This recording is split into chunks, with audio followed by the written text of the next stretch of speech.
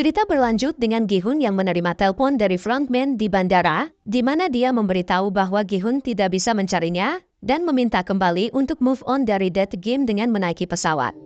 Tetapi Gi-hun sekali lagi menolak dan berambisi akan menemukannya serta menghentikan Dead Game-nya itu. Gi-hun kemudian berkunjung ke minimarket, di mana dia ingin membeli cutter dan pergi ke toilet untuk mencari sesuatu yang tersembunyi di tubuhnya, karena dia merasa heran bagaimana frontman bisa mengetahui bahwa dia ada di bandara. Setelah menyelidiki tubuhnya sendiri, dia merasakan sesuatu di belakang telinganya, jadi dia menggunakan cutter untuk mengambilnya, dan akhirnya dia pun menemukan sebuah gadget pelacak. Sementara itu, ternyata Juno masih hidup setelah terjatuh dari tebing dan ditembak oleh kakaknya sendiri si frontman. Dengan berada di rumah sakit bersama sang ibu yang berada di sampingnya, dia merasa terkejut melihat anaknya bisa sadar lagi. Namun setelah 2 tahun kemudian Juno merasa sulit untuk mengingat apa yang terjadi, mengingat dia menderita koma setelah peristiwa yang hampir merenggut nyawanya. Berkat pertolongan dari seorang bapak nelayan yang untungnya melihat tubuhnya di laut, Juno bisa diselamatkan oleh sang bapak untuk segera melarikannya ke rumah sakit. Sekarang Juno menjadi petugas polisi lalu lintas biasa, yang biasa melakukan tilang ke orang-orang yang melanggar lalu lintas. Selain itu, dia sulit untuk meyakinkan atasannya bahwa dia pernah berhadapan dengan pihak Dead Game, karena semua bukti foto dan video yang dia kirimkan ke atasannya ternyata tidak berhasil terkirim. Selain itu, HP-nya terjatuh ke laut, dan Junho tidak ingat di mana pulau Dead Game itu. Satu-satunya bukti adalah peluru di bahunya, tetapi bahkan sampai saat ini peluru itu sulit untuk dilacak. Sementara itu di sebuah hotel gelap, ada sepasang kekasih yang ingin menyewa sebuah kamar. Tetapi karena pintunya tertutup dan gedungnya terlihat gelap, mereka pergi ke hotel yang lain.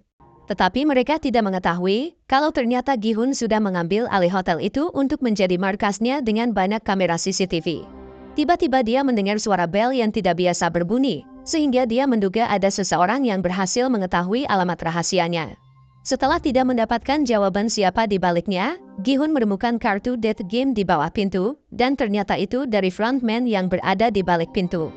Tiba-tiba dia menunjukkan kepala Sang-woo dan Sai Biaok yang sudah putus, dan akhirnya Gi-hun pun teriak sekencang-kencangnya.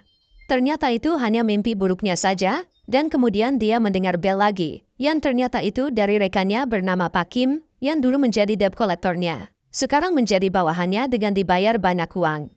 Gi-hun sudah menyuruh Pak Kim dan timnya untuk mencari pria berjas rapi dengan panggilan si perekrut yang suka mengajak orang-orang tertentu untuk bermain Dead Game, tetapi setelah 2 tahun ini, mereka tidak berhasil juga untuk menemukannya.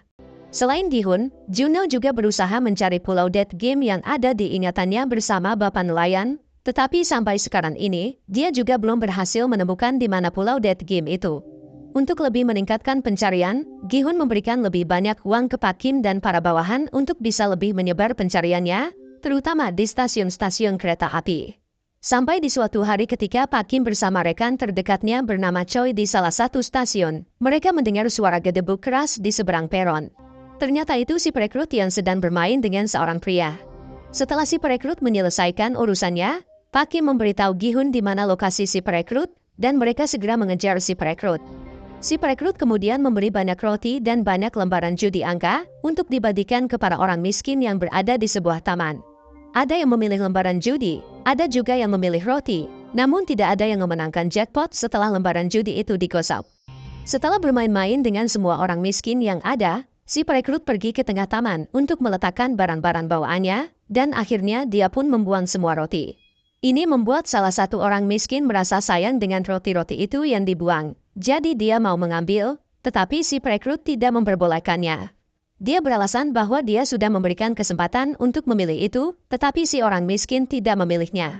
Si perekrut lalu memberitahu semua orang bahwa bukan dia yang buang roti ini, melainkan para orang miskin yang buang secara tidak langsung. Dan akhirnya dia pun menginjak-injak semua rotinya. Ini membuat Pak Kim dan Choi merasa si perekrut adalah orang gila, karena setelah itu dia tersenyum. Sementara itu karena Gi-hun mengebutkan mobilnya, dia diberhentikan oleh 2 polisi, salah satunya Juno. Namun bukan dia yang mengurusi Gi-hun, melainkan rekannya yang masih pemula. Dia meminta SIM-nya Gi-hun, jadi dia memberikannya, dan petugas itu memasukkan datanya ke HP-nya. Begitu dia memberikan lembaran tilang untuk dibayarkan dendanya, Gi-hun segera menancapkan mobilnya. Ini membuat Juno menjadi heran, jadi dia memeriksa datanya, dan akhirnya dia pun merasa teringat akan nama Gi-hun itu. Untuk mendapatkan informasi lebih lanjut, Junho memasukkan data SIM-nya Gi-hun ke database polisi, dan akhirnya dia pun bisa memastikan bahwa dia pernah bertemu dengan Gi-hun di waktu dulu ketika melihat fotonya. Untuk mengetahui di mana dia mendapatkan mobilnya, Junho mencari alamat rental mobilnya dan pergi ke rental mobil itu. Di sana dia menanyakan stasiun mobilnya, dan seorang staf memberitahu bahwa mobilnya sedang disewa perusahaannya Pak Kim. Jadi Junho ingin mengetahui di mana alamatnya. Di saat itu Pak Kim dan Choi terus membuntuti si perekrut sampai ke sebuah gang. Dan karena Gi-hun belum sampai-sampai, mereka memutuskan untuk langsung menangkap si perekrut, karena mereka mengharapkan bonus dari Gi-hun dan bisa mendapatkan uang yang lebih. Jadi mereka langsung lari untuk mengejarnya, namun ternyata si perekrut ahli dalam bertarung, dan akhirnya mereka pun dipingsankan. Beberapa saat kemudian Gi-hun tiba di gang, di mana dia menemukan bercak darah. Ketika merasa bingung di mana rekannya, dia tidak mengetahui bahwa si perekrut melihatnya dari atas sebuah gedung terbengkalai. Di sana si perekrut sudah menculik Pak Kim dan Choi dan ingin bermain sebuah death game, yaitu gunting batu kertas. Namun supaya lebih seru, si perekrut menambahkan death game Russian roulette, di mana satu peluru dimasukkan ke pistol revolver, dan diputar tempat pelurunya yang berisi 6 untuk mengacaknya. Jika salah satu gamer kalah, maka si perekrut akan menembaknya, namun si gamer masih memiliki kesempatan untuk hidup jika revolver itu tidak menembakkan pelurunya, karena sistem acak yang ada di tempat pelurunya yang berjumlah 6. Mulailah mereka bermain, tetapi setelah beberapa saat, pistol itu tidak juga menembakkan pelurunya. Karena mulai merasa bosan, si perekrut menambahkan kemungkinan untuk menembaknya dengan menambahkan 4 peluru lagi. Ini membuat kedua gamer itu menjadi lebih takut, namun mereka dipaksa untuk terus bermain, sampai Pak Kim kalah dalam gunting batu kertas. Alhasil kepalanya ditudungkan pistol, dan akhirnya dia pun habis. Sementara itu, Junho tiba di perusahaannya Pak Kim, di mana dia harus memanjat untuk menyelinap masuk ke dalam gedung. Di sana dia menemukan patung berwajah si perekrut, dan sebuah kartu death game, yang membuat dia makin mengingat kejadian-kejadian selama dia berada di pulau death game. Dia juga menemukan data-data Gi-hun, termasuk lokasi dia saat ini yang berada di sebuah hotel. Di saat itu Gi-hun tiba di hotelnya, di mana dia merasa curiga dengan lampu hotelnya yang tidak pernah dia nyalakan, sekarang menyala. Jadi dia memasuki kamarnya, dan ternyata di sana sudah ada si perekrut yang menunggunya.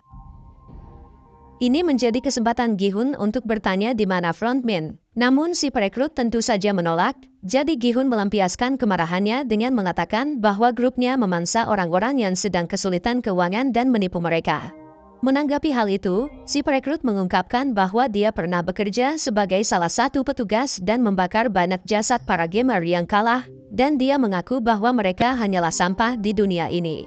Dia juga mengaku bahwa dia pernah menembak ayahnya yang pernah menjadi salah satu gamer, dan dari situ jiwa psikopatnya memuncak dengan merasa sungguh cocok untuk pekerjaan ini. Namun Gi-hun tidak peduli, menganggap si perekrut hanyalah salah satu anjing yang menggonggong dari pihak death game itu. Gi-hun sekali lagi menanyakan di mana frontman, jadi dia memberitahu bahwa kartu undangannya ada di saku, namun sebelum Gi-hun bisa mengambilnya, si perekrut mengajaknya untuk bermain death game Russian roulette. Mulailah mereka memutar pistol revolver itu untuk melihat siapa yang lebih dulu untuk menembak dirinya sendiri, dengan hanya satu peluru yang terisi. Setelah beberapa kali menembak, tidak ada peluru yang keluar dari pistol itu, sampai si perekrut merasa sudah menang ketika di putaran kelima dengan giliran Gi-hun. Namun ternyata dia selamat, sehingga si perekrut merasa pasrah untuk menembak dirinya sendiri, dan akhirnya dia pun habis. Sementara itu, Junho tiba di hotelnya Gi-hun, dan mendengar suara tembakan di atas, jadi dia segera naik ke sana. Di tengah pencarian, dia bertemu dengan Choi yang disekap di salah satu kamar, dan akhirnya bertemu dengan Gi-hun. Namun karena menduga dia sudah menghabisi si perekrut, Junho menganggapnya sebagai penjahat dan memutuskan untuk menangkapnya. Namun sebelum dia bisa melakukannya, datang Choi yang menyerangnya, dan akhirnya dia pun pingsan. Setelah Junho kembali sadar, Gi-hun ingat bahwa Junho pernah datang ke rumahnya waktu dulu, dan dia juga mengingatkan bahwa dia pernah bertemu dengan Gi-hun ketika Junho menyamar sebagai petugas. Setelah Gi-hun menjelaskan bahwa bukan dia yang menghabisi si perekrut dan menunjukkan kartu undangan itu ke Junho, dia berkeinginan untuk membantu Gi-hun memberantas pihak death game itu. Gi-hun kemudian menunjukkan di mana dia menyimpan semua uangnya dan semua senjata api yang sudah dia beli, jadi dia meminta untuk merekrut orang-orang untuk bekerja sama dengan mereka, dan Choi mengaku mengenal orang-orang yang ahli dalam bidang persenjataan. Untuk bisa melacak dimanapun keberadaan Gi-hun, dia menyuruh seorang dokter ahli gigi untuk memasangkan alat pelacak di balik giginya, dan akhirnya lokasinya pun bisa diketahui di HP. Setelah bertemu dengan orang-orang yang ahli persenjataan, Junho berkeinginan untuk ikut masuk juga ke pulau itu, tetapi Gi-hun menyarankan jangan, karena wajahnya sudah terekspos di pulau dan para petugas mungkin mengenalinya lebih dulu. Gi-hun dan kawan-kawan kemudian pergi ke lokasi alamat yang tertera di kartu undangan itu, di mana tempat itu adalah sebuah klub malam. Dan karena Gi-hun tidak pernah melihat frontman sebelumnya, Junho memberitahukan bahwa frontman itu biasa memakai tudung abu-abu dan topeng hitam. Selama Gi-hun dan Choi pergi ke dalam, Junho menunggu di dalam mobil, sampai dia melihat dua orang petugas Dead Game pergi masuk ke dalam klub. Di tengah keramaian, Gi-hun bertemu dengan salah satu petugas dan memintanya untuk mengikutinya. Tetapi untuk Choi, salah satu petugas lainnya malah menyetrumnya, dan akhirnya dia pun pingsan. Mengetahui Choi sudah pingsan, Junho menyuruh para bawahan bersenjata mulai bersiap-siap.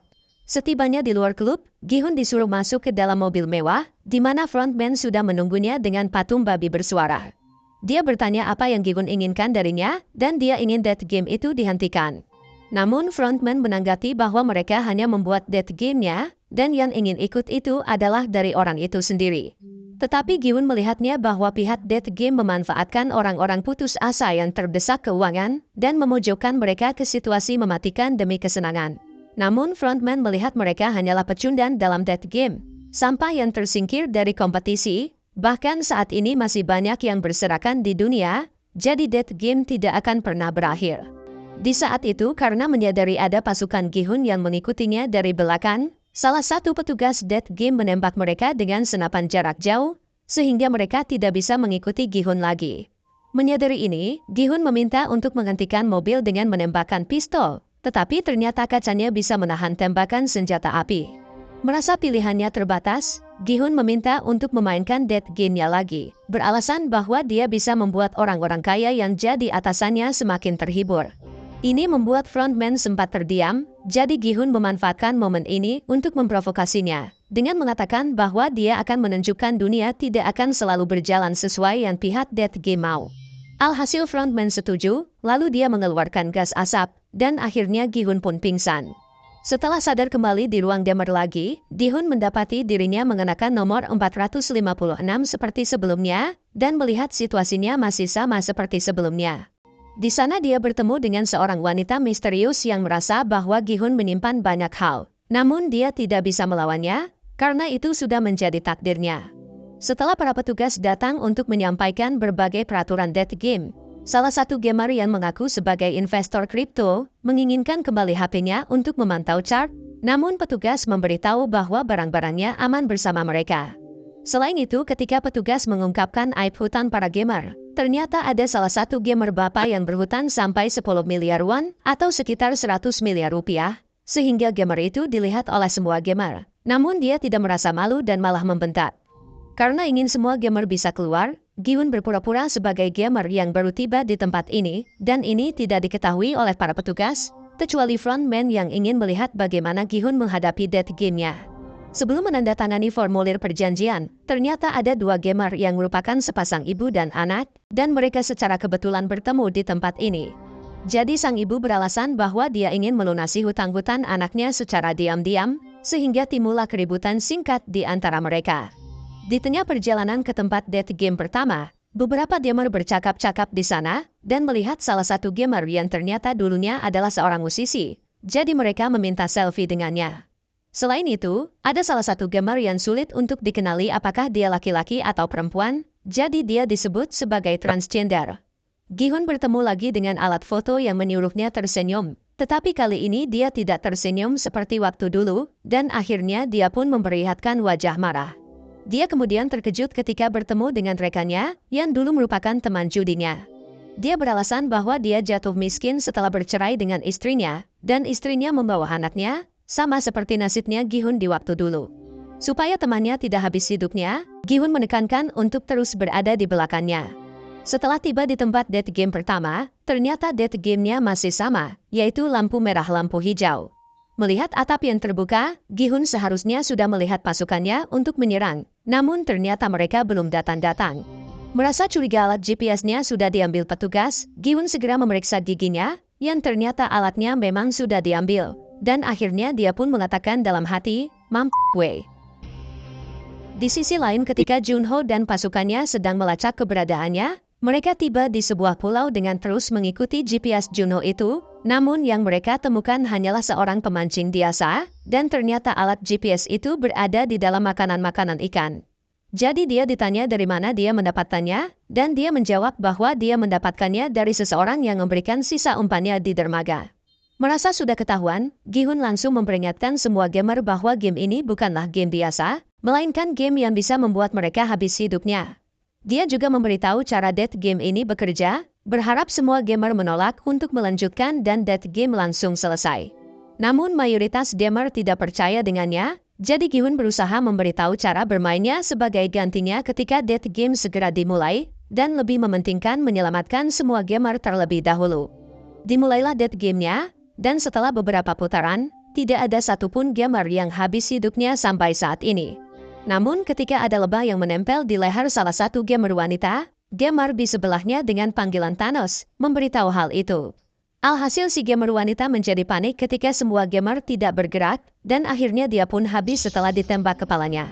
Ini membuat beberapa gamer mulai percaya, namun tidak untuk seorang gamer ibu yang panik melihat orang habis hidupnya, dan akhirnya dia pun ikutan habis. Alhasil banyak dari gamer lainnya menjadi panik, sehingga kekacauan pun mulai terjadi, dan satu persatu gamer mulai habis hidupnya. Supaya lebih aman, Gi-hun menyuruh semua gamer untuk membentuk barisan, dari gamer yang berbadan paling besar sampai orang yang paling kecil, sehingga boneka itu tidak dapat mendeteksi banyak gerakan dari mereka. Alhasil ini memberi keuntungan untuk salah satu gamer wanita yang tampaknya sedang hamil, dan dia tidak ketahuan ketika boneka itu mendeteksi gerakan. Namun ini membuat Thanos menjadi gelisah tingkat tinggi, jadi dia mengonsumsi narkoba yang membuat dia tenang. Tetapi ini membuatnya bertindak seperti orang gila, sampai dia dengan sengaja mendorong beberapa gamer jatuh dan habis hidupnya. Setelah banyak gamer yang berhasil mencapai garis finish, ada salah satu gamer yang ditembak kakinya ketika dia membuat gerakan, jadi Gi-hun dan si gamer transgender berusaha menolongnya, sampai mereka berhasil menyelamatkannya. Namun usaha mereka sia-sia, karena ternyata dia ditembak kepala setelah itu dan akhirnya dia pun habis. Yang menembaknya adalah seorang petugas wanita, jadi dia ditanya kenapa baru menghabisinya, dan dia menjawab bahwa dia hanya menghabisi yang sudah terlanjur tereliminasi. Setelah death game pertama selesai, petugas mengumumkan bahwa sudah 91 gamer yang habis hidupnya dan tersisa 365 gamer lagi. Ini mulai membuat banyak gamer memohon ampun untuk bisa mengeluarkan mereka. Jadi Gi-hun berusaha membantu untuk mengeluarkan mereka dengan cara voting. Namun sebelum itu petugas memperlihatkan hadiah uangnya terlebih dahulu. Tetapi karena masih tersisa 365 gamer, maka hadiah uangnya hanya sebesar sekitar 100 miliar rupiah saja. Dan jika dibagikan ke semua gamer, maka masing-masing mereka hanya mendapatkan 200 jutaan rupiah saja. Jika ingin memaksimalkan hadiah uang, maka gamer harus menyelesaikan ke-6 death game. Namun ada juga yang tidak setuju untuk melanjutkan death game dan mengambil uang yang sekarang didapatkan, jadi dimulailah votingnya, dimulai dengan Gi-hun yang tentu saja menolak untuk melanjutkan, dan mendapatkan tempelan penolakan untuk ditempel di jaketnya. Temannya Gi-hun menolak untuk lanjut, lalu si investor kripto setuju untuk lanjut, dan Thanos setuju untuk lanjut. Merasa hasilnya ketat, Gi-hun meminta semua gamer untuk mempertimbangkan kembali keputusannya, karena game ini bisa membuat orang benar-benar habis hidupnya. Namun si gamer bapak dan lainnya yang ingin melanjutkan death game, tetap ingin melanjutkannya, sehingga terjadilah pro kontra antara yang ingin melanjutkan dan tidak. Untuk bisa membuat orang lebih percaya, Gi-hun mengungkapkan bahwa dia pernah memainkan death game ini di waktu dulu dan memenangkannya. Tetapi yang menolak mempertanyakan kenapa jika dia menang, dia masih kembali ke tempat ini. Namun Thanos melihat ini sebagai keuntungan, karena Gi-hun bisa memberitahu tips dan triknya untuk memenangkan death game. Karena terus menghasut para gamer lain, petugas mulai mengancam akan menembak Gi-hun jika dia terus mengganggu sistem voting, sehingga voting pun segera dilanjutkan. Si gamer yang tampaknya hamil memilih menolak, lalu si gamer transgender memilih lanjut, dan si wanita misterius memilih lanjut. Ketika persaingan semakin ketat dengan hasil yang seimbang, tinggal tersisa gamer bernomor 001 untuk memilih yang disambut meriah para gamer. Ternyata dia memilih untuk lanjut, sehingga death game tetap akan berlanjut, dan akhirnya para gamer yang memilih lanjut pun bersuka cita. Cerita bersambung dengan gamer bernomor 001 itu yang ternyata adalah frontman, yang sengaja mengikuti death game ini untuk bersaing dengan Gi-hun, dan akhirnya frontman pun tersenyum. Klik layar kiri untuk lanjut nonton video terbaru, atau layar kanan untuk nonton semua video dalam satu playlist. Thank you for watching dan semoga kamu sehat selalu.